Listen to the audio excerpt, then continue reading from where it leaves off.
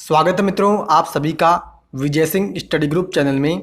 मैं विजय सिंह और friends, defence की अपनी सीरीज चल रही है, यानी हम डिस्कशन कर रहे हैं शब्दों के, यानी कुछ शब्दों में अंतर हम जान रहे हैं। हमारी सीरीज चल रही है जो कि पॉलिटी से संबंधित है। ठीक है, तो मित्रों लक्ष्मीकांत की पॉलिटी तो अपनी चल ही रही थी, यानी लक्ष्मीकांत की जो पॉलिटी है, ठीक है, जो पॉलिटी इंडियन पॉलिटी जो है, ठीक है, तो उसकी क्लासेस तो अपनी चल ही रही है कंटिन्यू।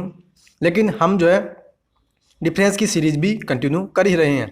तो मित्रों अभी तक आपने चैनल को सब्सक्राइब नहीं किया है तो आप चैनल को सब्सक्राइब कर लीजिए और पास ही के नोटिफिकेशन बेल के ऑल के बटन पर आपको क्लिक करना है, ठीक है, ताकि मेरी जितनी भी वीडियो मैं यूट्यूब पर डालता हूं आपको उसका नोटिफिकेशन पहुंच जाएगा, जिससे आप उसको देख लेंगे। ठीक है, तो फ्रेंड्स आज हम जो है बहुत ही इंपॉर्टेंट डिस्कशन करने जा रहे हैं। देखिए, साधारण विधेयक और धन विधेयक, क्या साधारण विधेयक और धन विधेयक, इन दोनों में आज हम जो है डिटेल से अंतर समझेंगे और आशा करता हूं आपको आज का लेक्चर, ठीक है, बहुत ही अच्छी और सरल शब्दों में समझ में आएगा। ठीक है, तो सुनिए ध्यान से, क्या करा सुनो।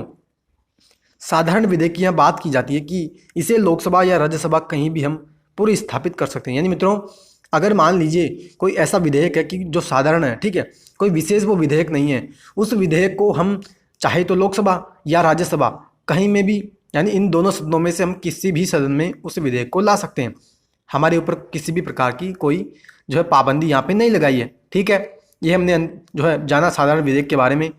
आगे देखो क्या कह रहा है, धन विधेयक के बारे में चर्चा की जाती है। क्या कहता है सुनो कि इसे सिर्फ लोकसभा में ही हम ला सकते हैं। यानी मित्रों जो धन विधेयक होगा ना, उसको हम केवल और केवल लोकसभा में ही ला सकते हैं। आप इस बात को याद रखना, धन विधेयक केवल और केवल लोकसभा में ही लाया जाता है। और फ्रेंड्स आपको मैं बताऊं ना कि धन विधेयक क्या होता है।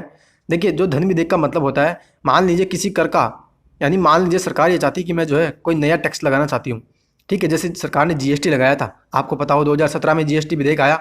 ठीक है, और अगर मान लो केंद्र सरकार ये चाहे कि मुझे जो है कोई पैसा उधार लेना है, या भारत की जो संचित निधि अनुच्छेद 266 के तहत, ठीक है, या फिर आकस्मिकता निधि है जो अनुच्छेद 267 के तहत है, ठीक है, तो इसमें जो है यानी संचित निधि से मुझे पैसा निकालना है, या मान लीजिए कोई आकस्मिकता निधि में मुझे पैसा जमा करना है, या भारत की धन जो संचित निधि है उससे मुझे धन निकालना है। ठीक है, तो इन सभी कामों से संबंधित अगर सरकार जो बिल लेकर के आएगी, ठीक है, उस बिल को हम केवल और केवल लोकसभा में ही रख सकते हैं। यानी जो मैंने आपको जो अभी बातें बताई कि कर लगाना है, या पैसा हमें उधार लेना है, या संचित निधि में हमें पैसा जमा करना है, या पैसा निकालना है, तो इन कामों से संबंधित अगर हमें बिल लेकर के आना है, अगर सरकार बिल लेकर के आएगी तो उसको केवल और केवल लोकसभा में ही लेकर के आ सकती है। ठीक है, ये आपने समझा पहला अंतर। दूसरा क्या कह रहा है सुनो कि साधारण विधेयक में कह रहा है इसे या तो मंत्री के द्वारा या गैर सरकारी सदस्य के द्वारा हम ला सकते हैं। यानी मित्रों जो साधारण विधेयक है ना, उसको हम या तो कोई मंत्री ला सकता है या कोई गैर सरकारी सदस्य। यानी मित्रों मैं आपको मतलब समझाऊँ, ठीक है, देखिए क्या करा है, मंत्री और गैर सरकारी सदस्य की यहाँ बात की जाती है। यानी एक तो होता है सरकारी सदस्य और एक होता है गैर सरकारी सदस्य। यानी मित्रों ऐसा समझना आप कि अगर मान लो कोई मंत्री है ना किसी भी सरकार में, उसको हम क्या कहते हैं, वो सरकारी सदस्य है।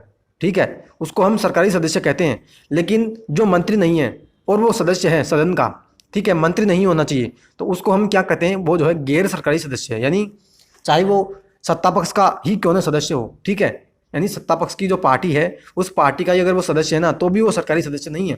आप इस बात को समझिए, केवल और केवल मंत्री ही सरकारी सदस्य होता है। ठीक है, और जो धन विधेयक हो रहा है क्या कर रहा है, इसे सिर्फ हम मंत्री के द्वारा ला सकते हैं। यानी मित्रों जो धन विधेयक होता है ना, मित्रों धन विधेयक की हम बात करते हैं अनुच्छेद 110 में। ठीक है, यहाँ पर मैंने लिख भी रखा है, अनुच्छेद 110 में हम धन विधेयक की बात करते हैं। ठीक है, और धन विधेयक जो लेकर के आते हैं हम लोकसभा में, केवल और केवल लोकसभा में, उसको हम केवल और केवल मंत्री के माध्यम से ही ला सकते हैं। यानी केवल और केवल उसको जो है मंत्री ही ला सकता है। ठीक है, आगे हम चर्चा करें साधारण विधेयक में क्या करा है सुनो कि यह बिना राष्ट्रपति की संस्तुति के लाया जा सकता है। यानी मित्रों अगर हमें साधारण विधेयक लेकर के आना है सदन में, ठीक है, चाहे लोकसभा में हो या राज्यसभा में, हमने चर्चा की कि चाहे हम लोकसभा में ला सकते हैं या राज्यसभा में, तो वो जो विधेयक साधारण हम लेकर के आ रहे हैं उसको लाने के लिए हमें राष्ट्रपति से पूछना नहीं है। ठीक है, यानी राष्ट्रपति से हमें किसी भी प्रकार की स्वीकृति नहीं चाहिए होगी। ठीक है, और अगर मान लो हम धन विधेयक लेकर के आ रहे हैं तो पहले हमें राष्ट्रपति को बताना होगा कि हाँ राष्ट्रपति जी हम ये धन विधेयक लेकर के आ रहे हैं। ठीक है, यानी इसे सिर्फ राष्ट्रपति की संस्तुति से ही हम ला सकते हैं। ठीक है, ये हमने चर्चा की।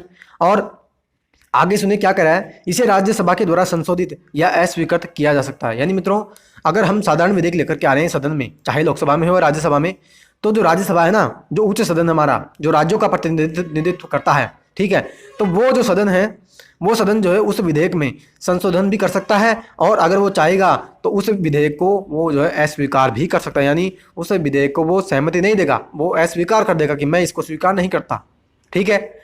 लेकिन धन विधेयक में यह अलग ही कॉन्सेप्ट आ रहा है। क्या क्या आ रहा है, सुनो। इसमें राज्यसभा कोई संशोधन या अस्वीकृत नहीं दे सकती। यानी मित्रों, राज्यसभा क्या करेगी धन विधेयक के मामले में, उसमें भैया राज्यसभा आप जो है संशोधन उसमें नहीं कर सकते, और आप उसको जो है अस्वीकार भी नहीं कर सकते। यानी कि आप ऐसा नहीं कह सकते कि मैं इस धन विधेयक को स्वीकार नहीं करूंगी या मैं इसमें कुछ संशोधन करना चाहती हूँ, ठीक है।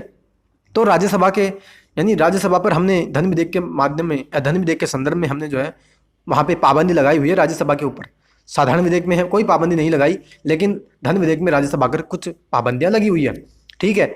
आगे हम चले, क्या करें कि इसे राज्यसभा अधिकतम 6 माह के लिए रोक सकती है। मित्रों, अगर राज्यसभा चाहेगी ना, तो साधारण विधेयक अगर कोई है, उस साधारण विधेयक को राज्यसभा 6 माह तक अपने पास रोक कर रख सकती है, ठीक है। और अगर वो धन विधेयक है तो राज्यसभा ज़्यादा से ज़्यादा उसको 14 दिन के लिए रोक सकती है। यानी धन विधेयक को अगर मान लो राज्यसभा, मान लीजिए क्या करे राज्यसभा कि उसने 14 दिन तक रोक लिया धन विधेयक को, ठीक है।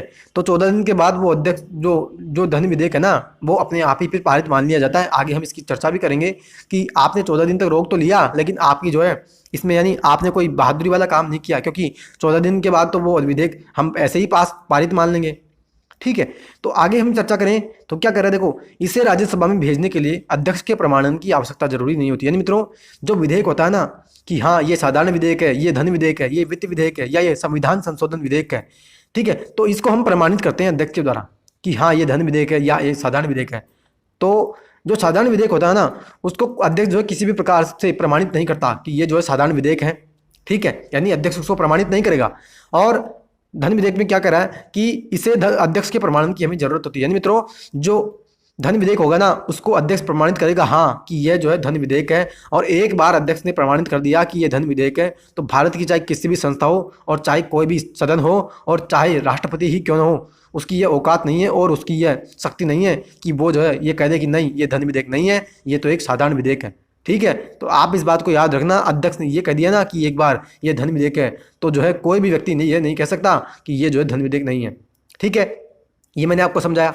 आगे हम क्या करें कि सुनो, इसे दोनों सदनों में पारित होने के बाद राष्ट्रपति की मंजूरी के लिए भेजा जाता है, और असहमति की अवस्था में राष्ट्रपति संयुक्त बैठक बुला सकता है। यानी मित्रों, अगर मान लो हम बिल लेकर के आ रहे थे, साधारण विधेयक है, सदन में लेकर के आए लोकसभा में, लोकसभा ने पारित कर दिया, राज्यसभा ने पारित नहीं किया। अब उस स्थिति में क्या करें कि वो बिल पास होना है, ठीक है, हमें उस बिल को पास करना है। अब राज्यसभा पास नहीं कर रही है, तो हम उस स्थिति में जो है हमने कोई एक रास्ता निकाल लिया। क्या, हम जो है दोनों सदनों की एक संयुक्त बैठक बुलाते हैं, ठीक है। और उस संयुक्त बैठक को बुलाते हैं कौन, राष्ट्रपति। तो राष्ट्रपति उस संयुक्त बैठक को बुलाते हैं ना, तो उस संयुक्त बैठक में हम उस बिल को पास करा लेते हैं।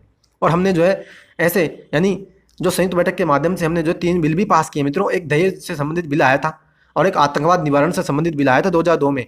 तो ये बिल हमने जो है संयुक्त बैठक के माध्यम से ही पारित करवाए थे, ठीक है। तो ये मैंने आपको बताया। आगे जो है धन विधेयक के बारे में क्या करना है, देखो, इसे सिर्फ लोकसभा से पारित होने के बाद राष्ट्रपति की मंजूरी के लिए भेजा जाता है। इसमें दोनों सदनों के बीच असहमति का कोई अवसर ही नहीं होता, इसलिए संयुक्त बैठक का कोई उपबंध ही नहीं है। यानी मित्रों, ध्यान से सुनिए क्या कह रहा है कि हाँ बेशक हमने साधारण विधेयक के मामले में संयुक्त बैठक का प्रावधान किया, क्योंकि वहाँ कोई अलग रास्ता है ही नहीं। राज्यसभा ने बिल को रोक लिया, हम क्या करें, हमें बिल को पारित करवाना है, तो क्या रास्ता हम निकालें, हमने निकाल लिया संयुक्त बैठक का रास्ता, ठीक है। और धन विधेयक में क्या करा है कि धन विधेयक में हमने संयुक्त बैठक का कोई प्रावधान ही नहीं किया। अब क्यों, क्योंकि इसका आंसर तो मित्रों आप आसानी से निकाल सकते हो ना, क्योंकि मैंने आपको बताया था कि 14 दिन के अंदर अगर राज्यसभा बिल को अगर मान लीजिए 14 दिन तक वो रोक रही है, ठीक है, 14 दिन तक उसने रोक लिया। अब 14 दिन के बाद ही मान लो वो रोक रही है, तो हम उस बिल को वैसे ही पारित मान लेंगे, फिर संयुक्त बैठक की आवश्यकता ही हमें नहीं पड़ रही। भैया आपने बिल रोक लिया, रोक के रख लो, आपने जितनी मर्जी है रोक के रख लो, आप 14 दिन तक ही रोक सकते हो। 14 दिन के बाद तो हम वैसे ही उसको पारित मान लेंगे, और आपकी अगर इच्छा है तो 14 दिन पहले आप उसको पारित कर दो। यानी प्रतिबंधित शक्तियाँ हमने धन विधेयक के मामले में वहाँ लगाई हुई है राज्यसभा के ऊपर, ठीक है। तो ये मैंने आपको मतलब समझाया, ठीक है। आगे हम चर्चा करें तो क्या करें, देखो सुनो, इसके लोकसभा में अस्वीकृत होने पर सरकार को त्यागपत्र देना पड़ सकता है यदि इसे मंत्री ने पुरस्कृत किया हो। यानी मित्रों, अगर साधारण विधेयक है, ठीक है, और साधारण विधेयक को कोई मंत्री लेकर के आ रहा है, यानी सरकारी सदस्य लेकर के आ रहा है, और वो बिल जो है स्वीकार नहीं किया सदन ने, तो फिर क्या होगा कि जो सरकार है ना उसको इस्तीफा भी देना पड़ सकता है। आप इस बात को समझिए। लेकिन धन विधेयक में अलग ही बात निकल कर आएगी, क्या आएगी कि इसके लोकसभा में अस्वीकृत होने पर सरकार को त्यागपत्र देना पड़ता है। यानी मित्रों यहाँ पे जो है धन विधेयक हम किसके माध्यम से लाते हैं, केवल और केवल मंत्री के माध्यम से। तो जो मंत्री लेकर के आ रहा बिल और उसको जो सदन ने जो स्वीकार ही नहीं किया, तो वहां भी फिर त्यागपत्र देना पड़ेगा सरकार को। ठीक है, आगे हम चर्चा करें क्या कर रहा है। देखो, इसे अस्वीकृत, पारित या राष्ट्रपति के द्वारा पुनर्विचार के लिए भेजा जा सकता है, और इसे अस्वीकृत या पारित तो किया जा सकता है, लेकिन राष्ट्रपति पुनर्विचार के लिए नहीं भेज सकता। यानी मित्रों आप इस बात को समझना, कोई साधारण विधेयक है ना, उस साधारण विधेयक के बारे में, उस साधारण विधेयक के संदर्भ में राष्ट्रपति के पास ये शक्ति है कि चाहे तो वो क्या करेगा, उस बिल को स्वीकार नहीं करेगा। यानी मित्रों कब, जब दोनों सदन ने उसको पारित कर दिया और पारित होने के बाद वो बिल पहुंच रहा है कहाँ पे, राष्ट्रपति के पास। अनुच्छेद 111 के तहत राष्ट्रपति के पास जो है वो बिल पहुंच रहा है, और अनुच्छेद 111 के तहत राष्ट्रपति के पास 4 विकल्प हैं। कौन कौन से, कि चाहे तो वह अस्वीकार कर देगा, या उसको पारित कर देगा, या उसको पुनर्विचार के लिए लौटा देगा, या उसको अपने पास रख लेगा। यानी 4 हमने उसको जो शक्तियां दी है अनुच्छेद 111 के तहत। ठीक है, ये मैंने आपको समझाया। लेकिन धन विधेयक के बारे में क्या होता है मित्रों, धन विधेयक में ये होता है कि धन विधेयक अगर मान लो हम राष्ट्रपति के पास भेज रहे हैं, यानी दोनों सदनों ने उसको पारित किया, राष्ट्रपति के पास वो बिल पहुंचा धन विधेयक। अब राष्ट्रपति क्या करेंगे, चाहे तो उसको जो है रोक कर रख सकते हैं। ठीक है, रोक कर वो रख सकते हैं। ठीक है, अस्वीकार भी कर सकते हैं, अस्वीकार या पारित तो कर सकते हैं वो, यानी पारित भी कर सकते हैं, अस्वीकार भी कर सकते हैं। ठीक है, लेकिन वो पुनर्विचार के लिए नहीं लौटा सकते। यानी पुनर्विचार का मतलब है कि वो वापस सदन को भेज देंगे कि भैया आप जो है एक बार इस बिल पर पुनर्विचार कर लो कि ये जो बिल आप लेकर के आ रहे हो ये सही है या गलत है, या इसमें जो है राष्ट्रपति कुछ संशोधन करके भेजते हैं, या मान लीजिए कि कुछ जो है सरकार उसमें कुछ संशोधन करना चाहे, तो यहाँ पे राष्ट्रपति कहते हैं कि भैया आप एक बार फिर से सोच लो इस बिल पर कि सही है या गलत है।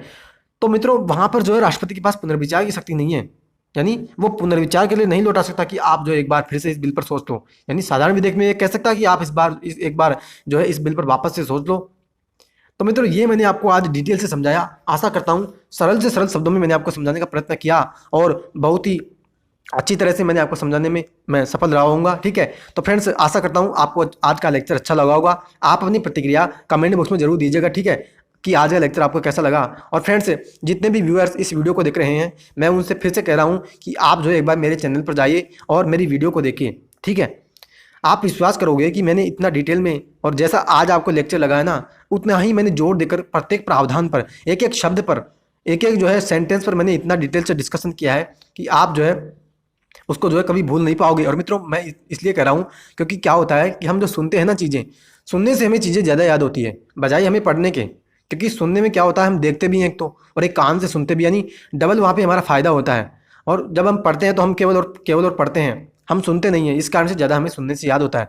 ठीक है, तो जितने भी, चाहे मेरी पॉलिटी हो या मेरी एनसीईआरटी हो या मेरी जो डिफेंस की जो सीरीज चल रही है, यानी कि मैं साधारण विधेयक या धन विधेयक इनमें अंतर समझा रहा हूँ, या स्थगन प्रस्ताव है, निंदा प्रस्ताव है, मंत्री परिषद है, मंत्रिमंडल है। ठीक है, और भी जो कुछ लेक्चर है, यानी धन विधेयक या वित्त विधेयक है, इन सभी के बारे में मैं जो है अंतर की सीरीज चला रहा हूँ अभी। तो आप जो है इन वीडियो को एक बार जरूर देखना। ठीक है, तो फ्रेंड्स आशा करता हूँ आज का लेक्चर आपको कैसा लगा, अपनी प्रतिक्रिया कमेंट बॉक्स में देना। तो फ्रेंड्स अब हम मिलेंगे अगले लेक्चर में, तब तक के लिए हैव अ नाइस डे। जय हिंद, जय भारत, वंदे मातरम।